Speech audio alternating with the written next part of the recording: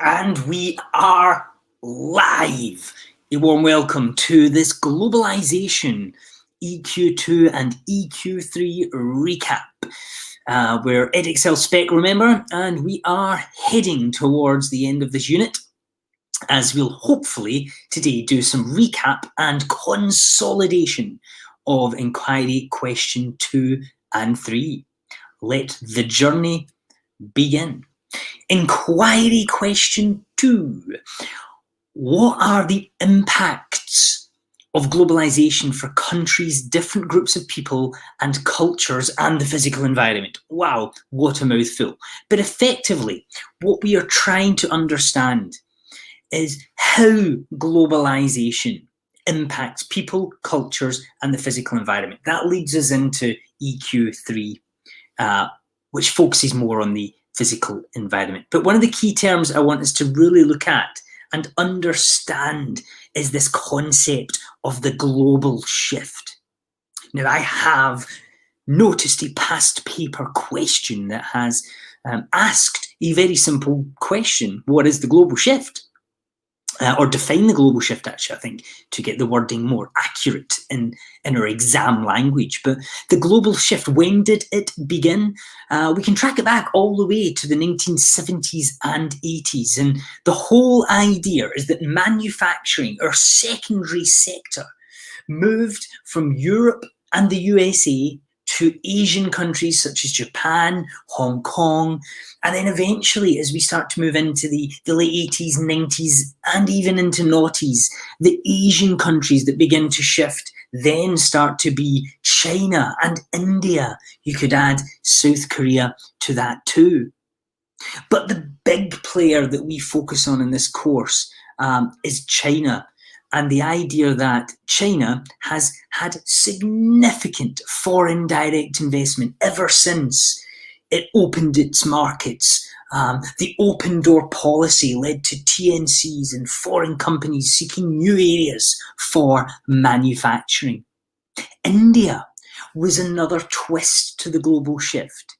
And we start to look at a global shift in the services sector in particular with India, although don't rule out the important textiles industry that left places in Europe and ended up in India. To this day, some of our high street clothes are produced in India, Bangladesh, and other countries. What accelerated it? And that's where globalization really does come into play here. Yes, changing political situations, and I've already mentioned the open door policy, but improvements from inquiry question 1 in communication, the internet and transport, particularly containerization, allowed China and that East Coast to boom. And that global shift of manufacturing emerges. So make sure you can refer to that, and make sure you can refer to outsourcing of services in India. You have a wonderful geofactory on outsourcing in India too. So hopefully that will help. But I want to help you understand that the global shift has winners, but it also has losers. And I would suggest for your notes that you pause at any time and feel free to take these headings that I'm giving you and then go and pack them with the detail and be able to explain these points, because they're really useful points you could use in a peel paragraph or more than one. So the winners. What happened? Infrastructure and investment. Let's think of that huge east coast of China and that famous Shanghai image from the 1970s to now.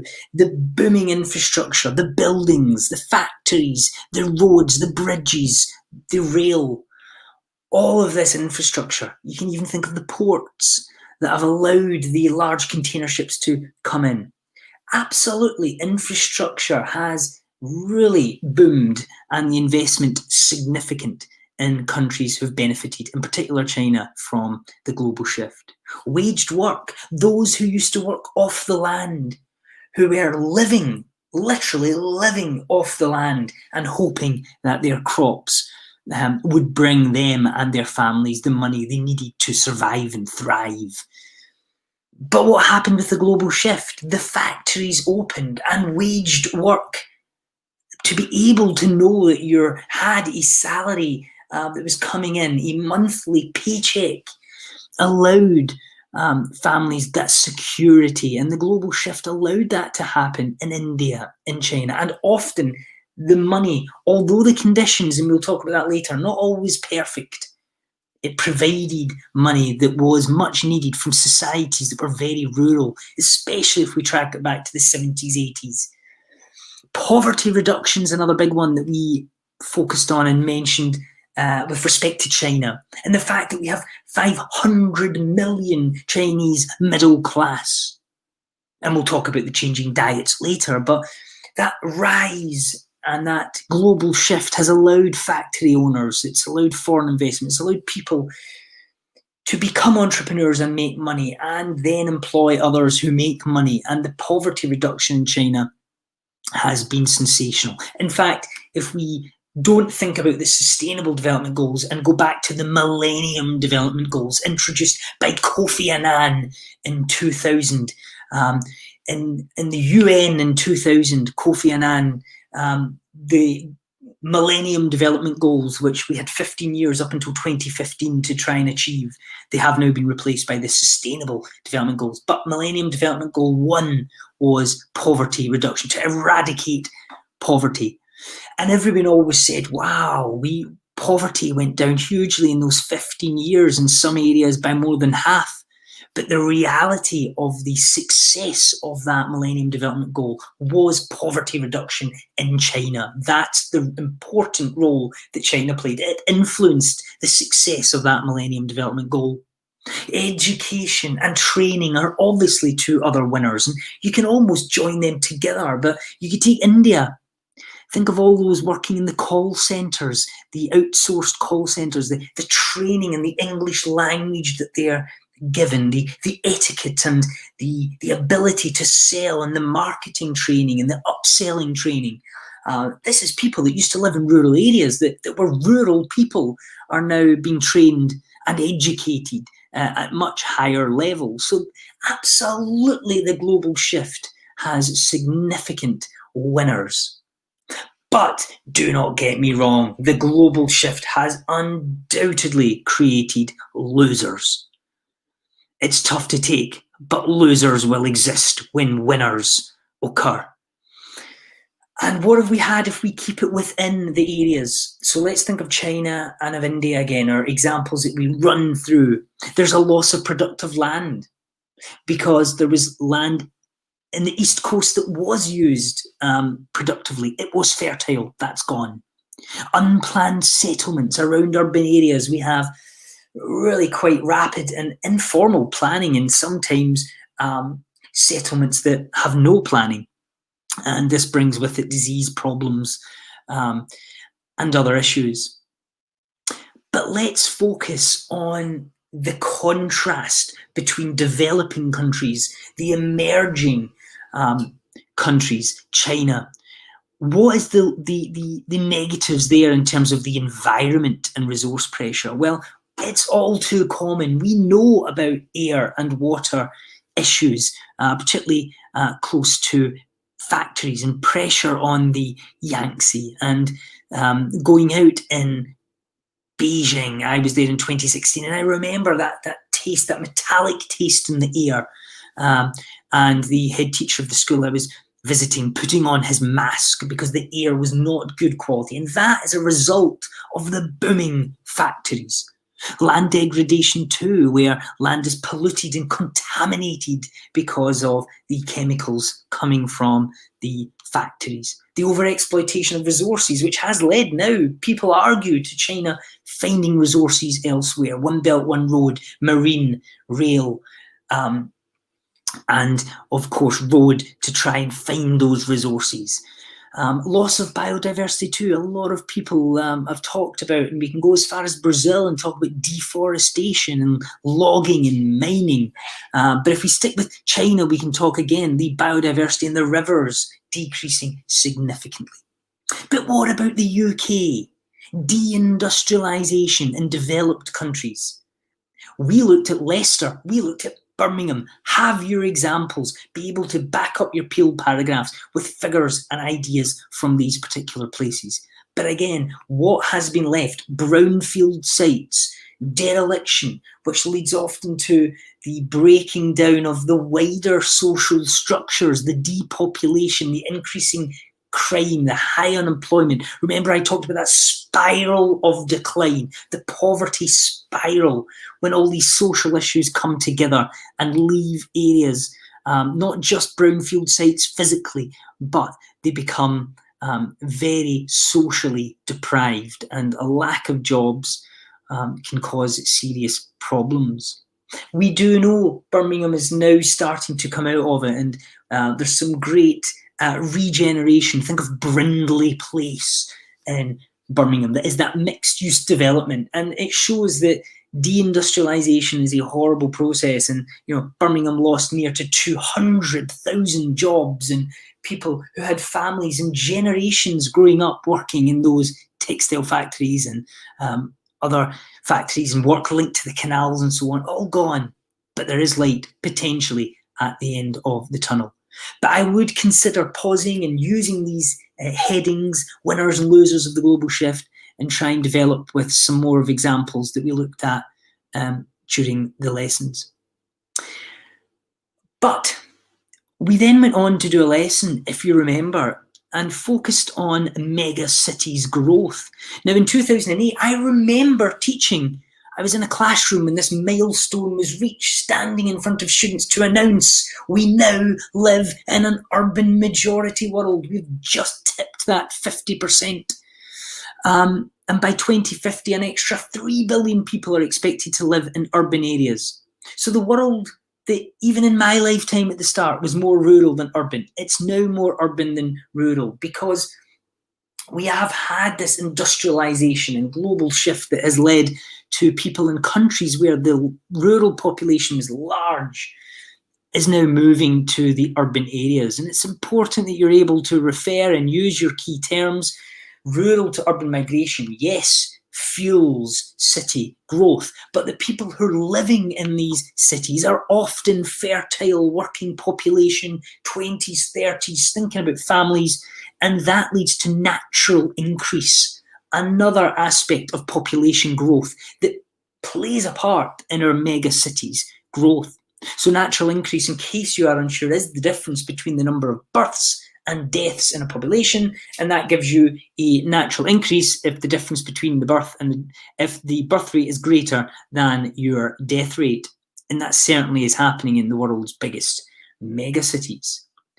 So let's try and think, and I know that you looked at London and Mumbai as two examples of megacity case studies, and we'll come and talk a little bit about those shortly. But it's important to look to the future, isn't it? And it's interesting to see where the megacity growth will be in the future, and it tells you a lot about our changing economies and our changing world.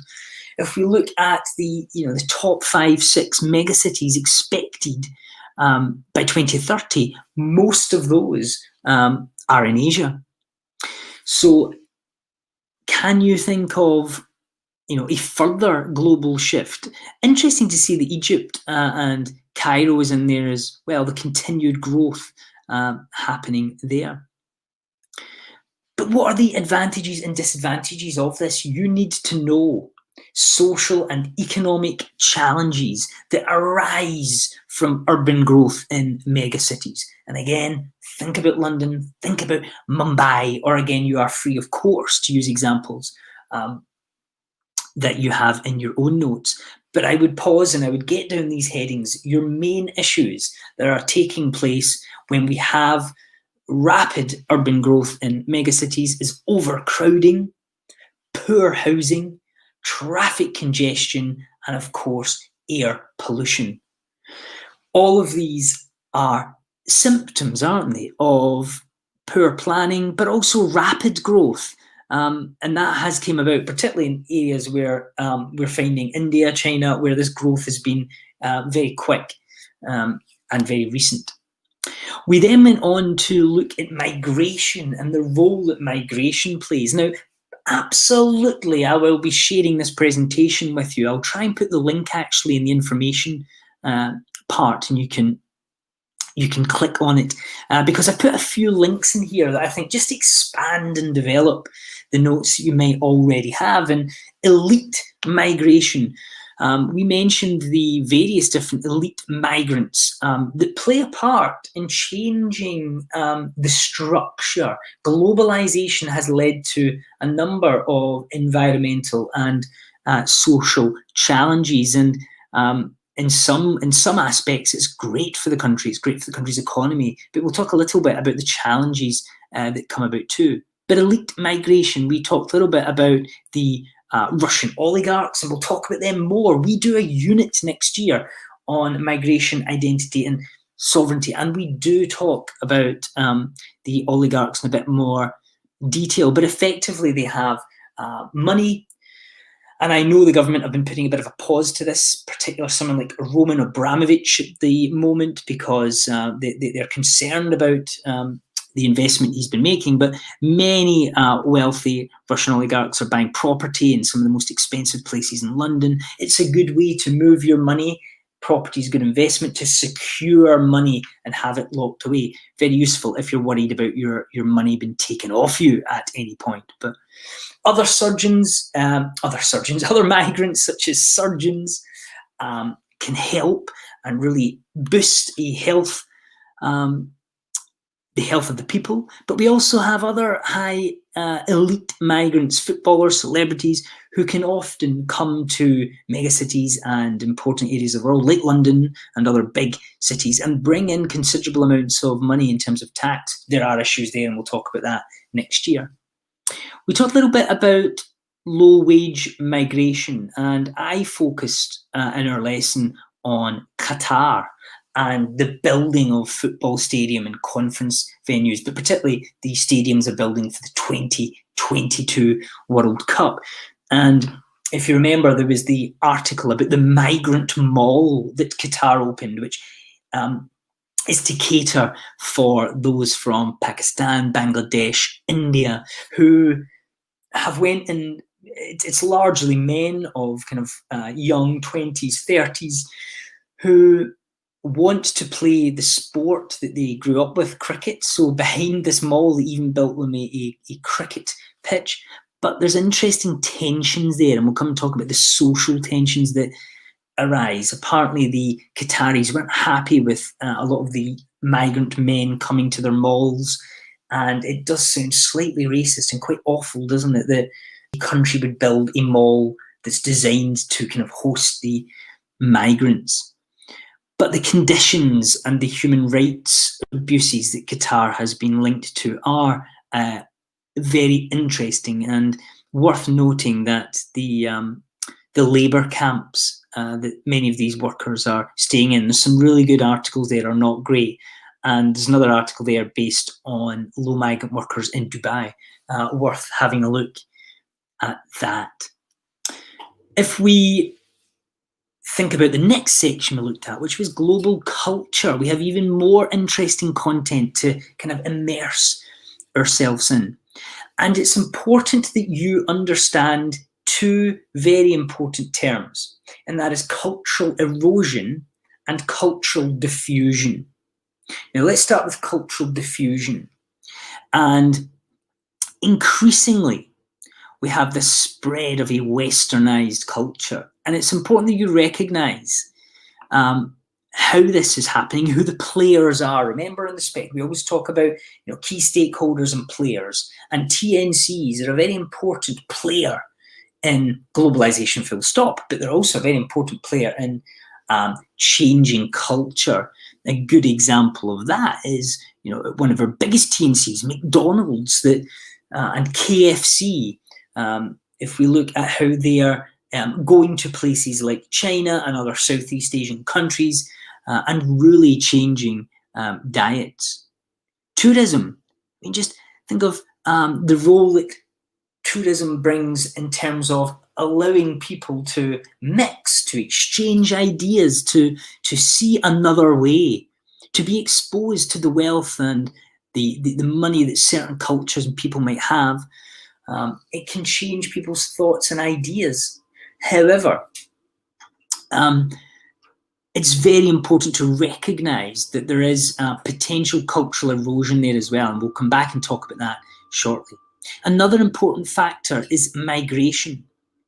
And sometimes cultures can pick up ideas from other cultures and integrate them into their own. Keep a bit of their own culture and embrace some of the other. I guess you could argue in the UK, our chicken tikka masala, one of the biggest dishes, is that kind of hybrid mix that came from the migrants who came over from India and the Commonwealth and set up home in the UK. And then the UK taste buds were not quite into such spicy food. And what did we end up having? We had the forming of a British version of a curry, which is formed over time by that diffusion of British taste and Indian culture. But also, there are huge advantages in terms of sport. And I used in our lesson the example of disadvantaged groups and the Paralympics, and how you might get some countries who would have classed people with disabilities as outcasts and having problems. But the Paralympics gives a global platform about various issues and disabilities that people live with. And that certainly plays a good part in helping other cultures respect differences. And I've got a little bit more on this slide here that follows on. The spread of global culture has led to a new awareness for disadvantaged groups. And I've got down here athletes at the Rio 2016 Summer Paralympics or London 2012. I remember watching that, and there was a good picture I showed you in the lesson of that. But there's many more points that you could extract. And again, feel free to pause this slide. There's lots of good content here as well. But globalization, of course, has spread that Western global culture, which is important, originates in North America and Europe. And that culture is based on consumption, wealth creation, private enterprise, rather than the government owning things, success measured by wealth and stuff, fashion, technology, and trends, which are more Western in culture. And a rather sad attitude that hopefully you could say Western culture is changing to now, or maybe through David Attenborough, we're finally realizing that we can't keep exploiting natural resources to create wealth. But many people say that has been part of Western culture or Westernized culture for a long time. Cultural diffusion, I've already mentioned a lot of those points that are on this slide, but I would think it is worth pausing on that last point. Global media organizations. Yes, Disney, CNN, but the BBC is very interesting. And I remember telling you guys in other year groups a story as well when I was with Mr. O'Driscoll in a rural Ethiopian village, and we were walking by a very traditional looking mud hut, and this old frail man comes out and goes, "Hello, hello, are you English?" And we both looked round and went, "Yeah, let's take out the fact that I'm Scottish, but yes, just to keep things simple." And he said, "Oh wow, I'm very lucky. I get to hear what's going on in the world through my radio I have in my hut. I love the BBC World Service." And Mr. Driscoll looked at me and I looked at him, and we went, wow, there is a fantastic example of cultural diffusion. Some people would take it further, and we'll talk about this later on in the migration course, but we talk about cultural imperialism. Many people might argue the 200 odd million extra investment the World Service put in about 5 or 6 years ago, is that to make sure British values and British views maintain some sort of power across the world. But let's not be overly enthusiastic here, because there is resistance to cultural diffusion. There are some cultures who want to hold on. They want to have their culture strong. They want their culture to be maintained. And that's difficult in a globalized world, but some countries still do. And we talked a little bit about China's firewall, trying to stop Western media infiltrating its internet. China's created its own social networks. That's ways that digitally you're trying to stop views and ideas that you don't want coming into the country. And China has tried that. There's that great article on China versus Google that you can have a look at if you Google that. But there's an interesting one about France, and I'll come and talk a little bit more about France again shortly. But artists such as Christine and the Queen are encouraged to use their French language in their songs. And that's because, and we discussed this in our lessons, that France demands the use of French language in its TV programs, media, radio. And many artists realize that in order to get the airtime, to get the exposure, they have to bring out songs with elements of French language and maybe mix them both up. That's probably why, if you've ever thought to yourself, why on earth is there a random French verse in this song? Or maybe they are trying to ensure their French radio play is strong. And then we'll talk a little bit more about this again in the future, but because it's actually a lot more complex than this example on the far right suggests. But yes, it's true that China restricts the number of foreign films it allows into China each year. And again, that protects the culture. It's trying to hold back.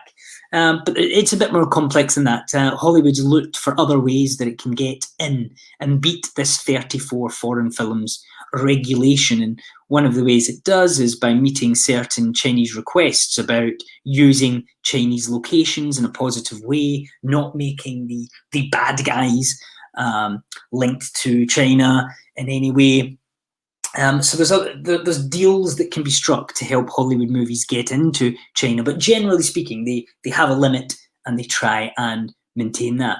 So it's not all rosy. Not all cultures like this cultural diffusion.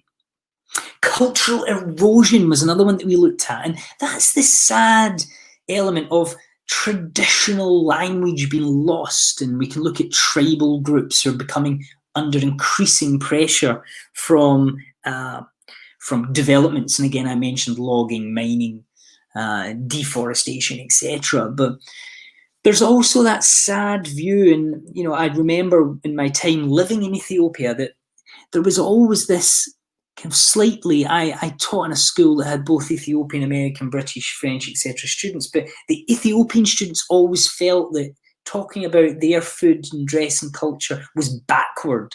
And they always liked wearing those big baggy white t-shirts and Nike Airs or whatever, because their culture was seen as backward and not cool. And that leads to cultural erosion if countries are beginning to think that they need to aspire to this either diffusion or complete eradication of your own culture. And we can see the traditional lifestyle loss that we get in the tribal areas of Papua New Guinea. But I used the example in the lesson about Addis Ababa and that traditional bar that was found in the centre of the capital. And I talked about the tribes in the south that really are the most tribal traditional dress, goat skins, etc. And then the people in the north wearing their more religious, white, flowing materials. And then in Addis Ababa, you see they've completely abandoned that, and that's English language, English food, English brands, and people going into bars that are playing English music and so on. The dress sense has changed, and that's sad. We then went on to talk a little bit about opposition to globalization. And I defined a number of important key terms for you, and hyper-globalization is very important. A largely westernized culture is emerging as a result of cultural erosion around the world, and that's what we refer to as hyper-globalization.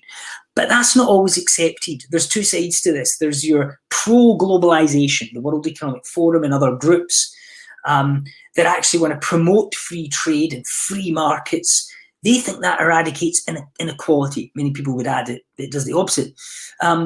but they're often seen as optimistic hyper-globalizers. They see merit in the emergence of a global culture with values of equality, freedom of expression, and reduced discrimination.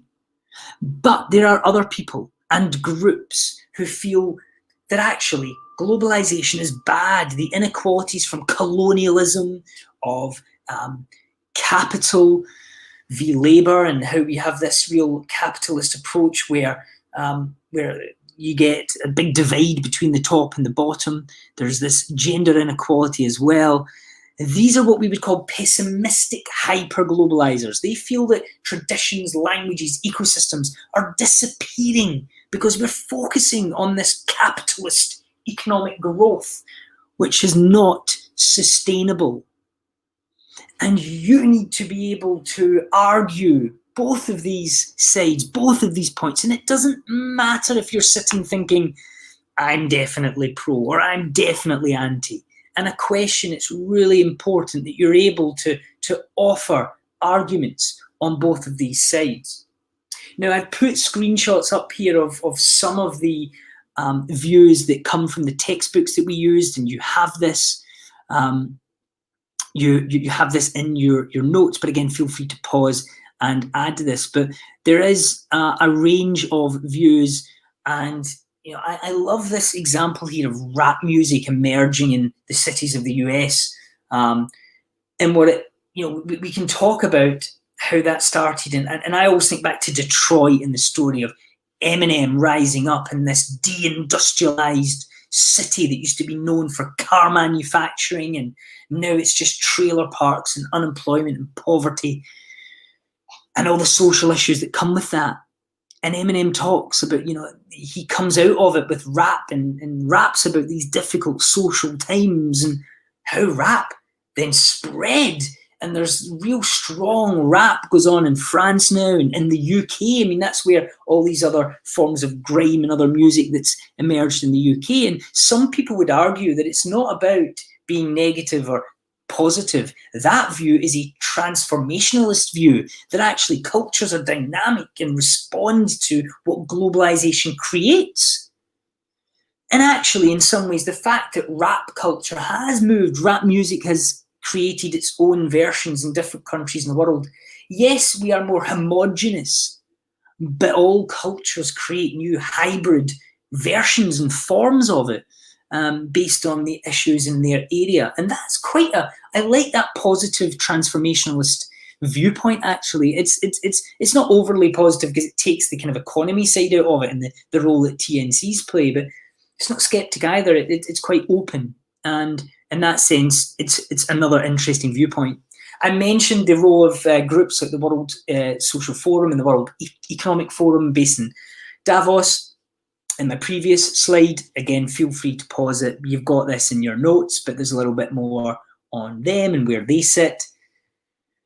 And then we looked at the fact that some governments themselves, there is national resistance to globalization and the spread of a global culture. And we can look back to Iran in the early 2000s, and the government were very much against Mattel, the TNC that produced Barbie dolls.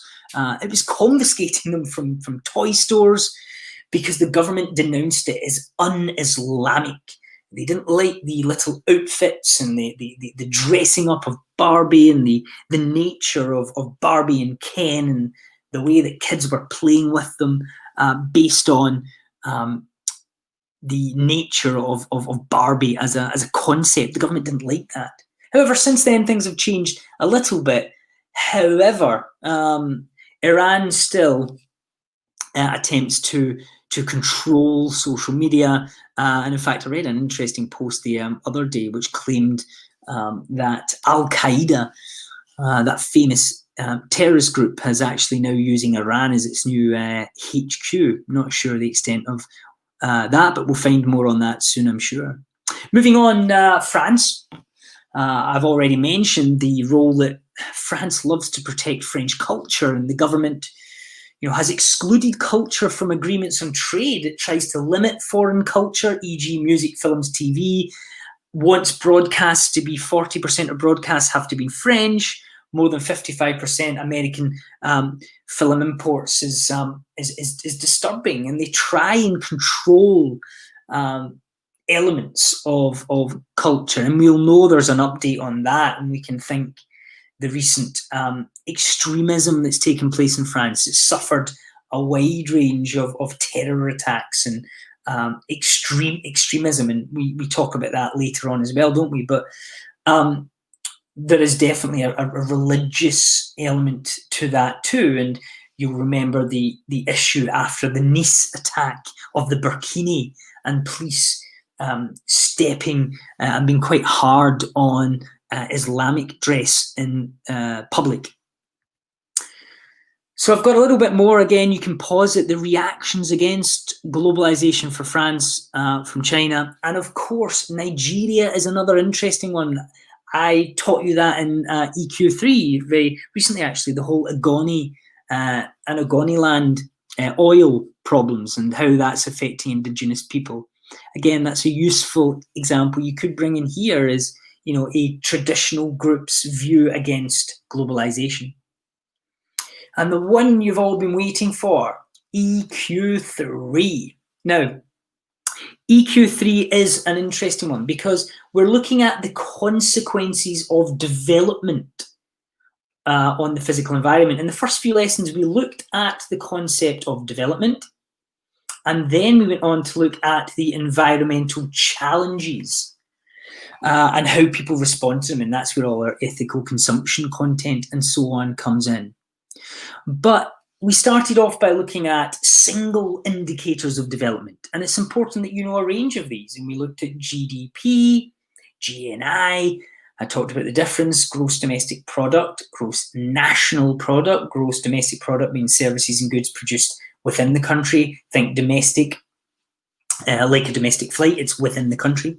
GNI, national, we're talking the products, goods and services that are produced out with the borders of the country. On the right-hand side, we moved from looking at economic single indicators of development. We looked at social indicators of development, number of doctors per person, literacy rate, and many, many more. But the really important thing that we went on to discuss is the role that composite measures of development. That is when we take a number of development indicators and bring them together in order to get a value that helps us to understand more clearly the overall development picture. So the Human Development Index is a great example devised by the UN and gives the value of 0. It takes 4 main indicators, puts all the data together, and then gives you a figure between 0 and 1. The closer to 1, the more developed you are. The closer to 0, the less developed you are.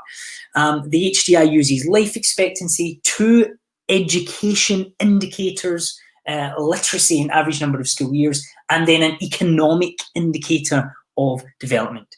Now, using those combined allows us to track areas, countries, regions, and understand more clearly the development picture globally. It's important that we recognize the gender or the role that gender plays in development. But I guess that's not the right way of putting it. Maybe it's understanding that the role that different cultures play with gender equality. And the Gender Inequality Index, this is taken from your textbook, is a way of measuring a number of aspects of women and development linked to reproductive health, such as fertility rates, maternal mortality rates, age of having first child. But empowerment is the big one for me, and that is the percentage of seats in Parliament held by women. And we can all look to countries like New Zealand to get some inspiration there. Education and employment, another important aspect. Are women given those opportunities of staying on at school and those opportunities to get to the best courses at university and so on?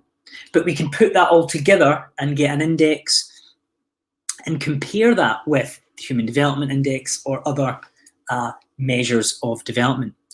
Of note, I mentioned Qatar earlier, and the Gender Inequality Index, they're 116th out of a potential 155 countries. So using indexes of development like this, when we're thinking about globalization, development and progress, it gives us an understanding of exactly how these countries are doing. The UK is 39th. We've got improvements to make, absolutely. Niger and Yemen, two of the least developed countries in the world, have higher levels of inequality. So, there's lots of arguments we can make from that. When you become more globalized, does that mean that equality is better? Important to note, though, when we're talking about the role of global development, it's important.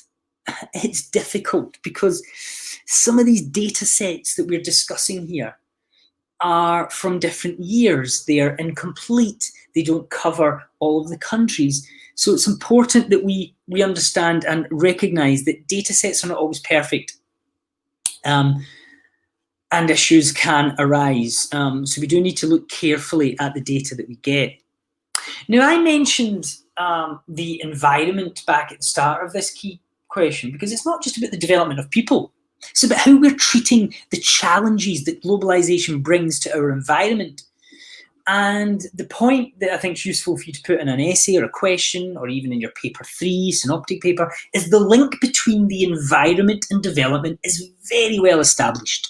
As areas of the world become more economically developed, the environmental quality deteriorates. Air quality gets bad. And why is that? Industry, increased car ownership, more energy production. Most countries record air pollution and log air quality, and we can make that link. So it's quite useful as a little twist to a question you're doing on development, is bring in the fact that, why can't we develop and globalize in a way that doesn't mean economic development equals a decrease in our environment, or in particular air quality. Just an interesting aspect there of development. We went on to look at inequality, and I talked about the Gini coefficient and how we can look at the way that wealth varies between and within nations. It's a number that effectively allows us to understand inequality. And what you have is a value of 0, which would be perfect equality, and a value of 100, perfect inequality. But as I said during our lesson, looking at this, and we can see that Lorenz curve change depending on, especially, you see that it sagged down when inequality increases, and you can put that into a table. And it would be a good question to give you a data set to talk about inequality. But the one thing that I tried to get you to recognize in the lesson is that, countries like the UK and Ethiopia can have very similar levels of inequality.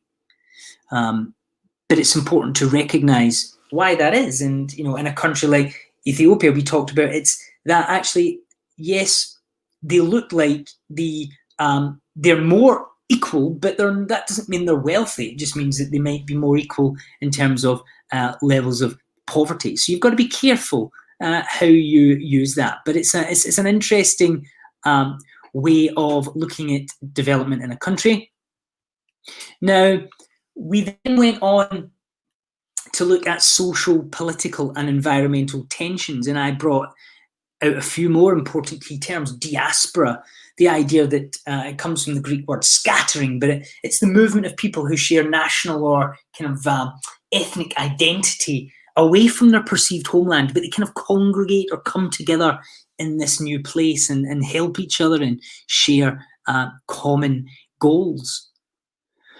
And in areas like London, we have, if you think of Chinatown, that the Chinese diaspora congregates there. I know there's a big tourist element to it now, but we've got East African diaspora in the north. There's a big Ethiopian diaspora on King's Cross and around that area.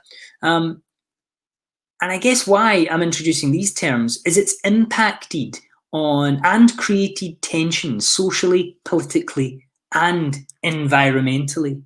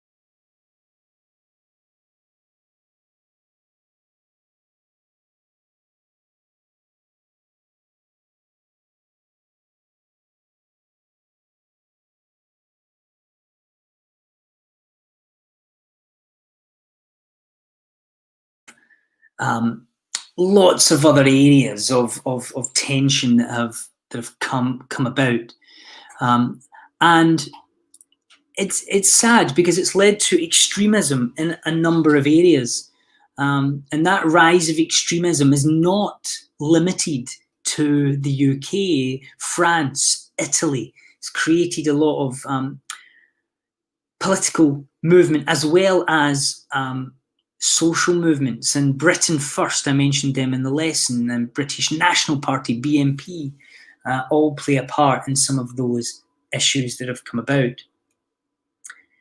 Near the end of EQ3, we have been looking at attempts to control globalization.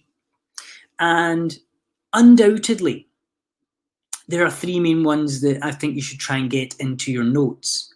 And those are censorship, and we used the example of China. You could mention North Korea. Limiting immigration, The UK's new point-based system, go and have a look at that. The USA with Trump and his Mexico border wall.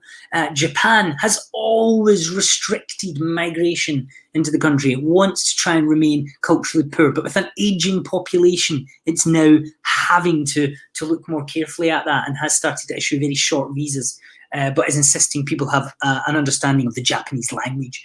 But again, it's a way globalization, particularly linked to culture, is controlled. We also looked at trade protectionism from the USA, and resource nationalism in the form of Venezuela and its oil. So there are ways culturally, economically, that countries are attempting to control globalization, and make sure you have those in your notes.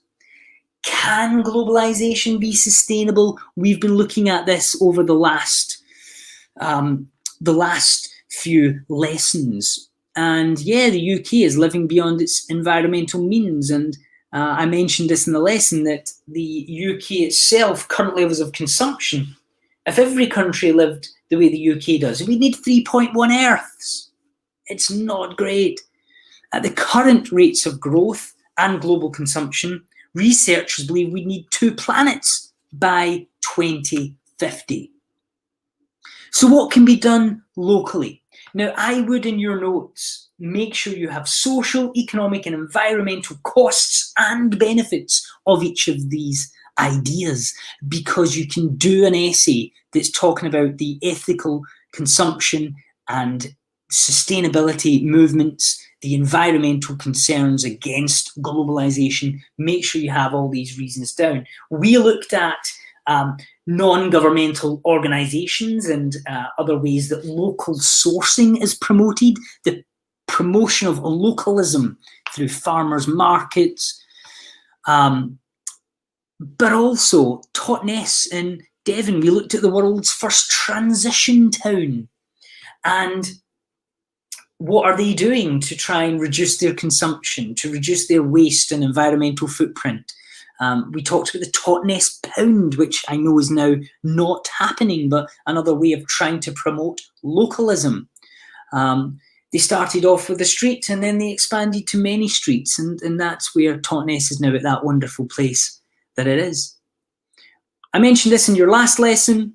Recycling schemes, again, you could talk a little bit about on a local level, how local authority recycling schemes, particularly with our bins, is a way that we're trying to manage and be better in our use of the environment.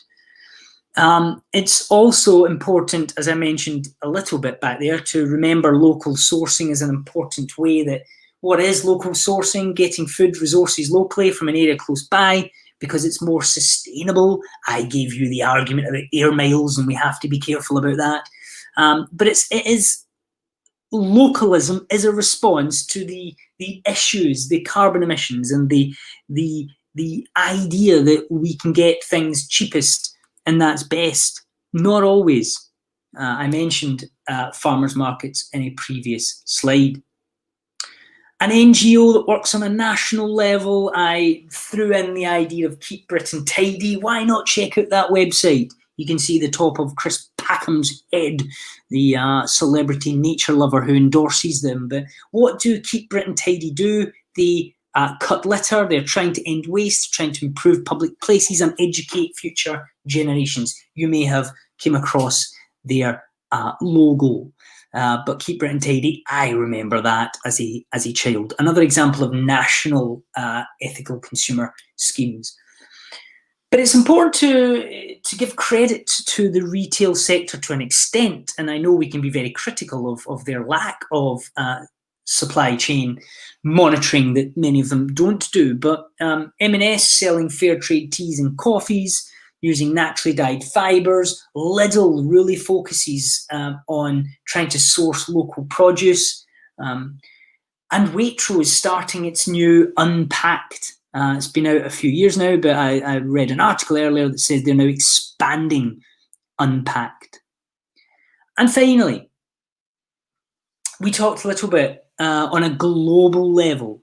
And I know we also talked about the NGO War on Want, which is another good one for a looking at our consumption on a global level. But fair trade is really important, and get your examples in there. Remember, we looked at that upgraded essay question, which had very few figures. I see figures right down there on that slide right now. Get those into your notes. But if you go onto YouTube and just do fair trade oranges, South Africa, you'll get a lovely example of the global benefits of fair trade, who try and give the producers a fair price, better working conditions and fair pay.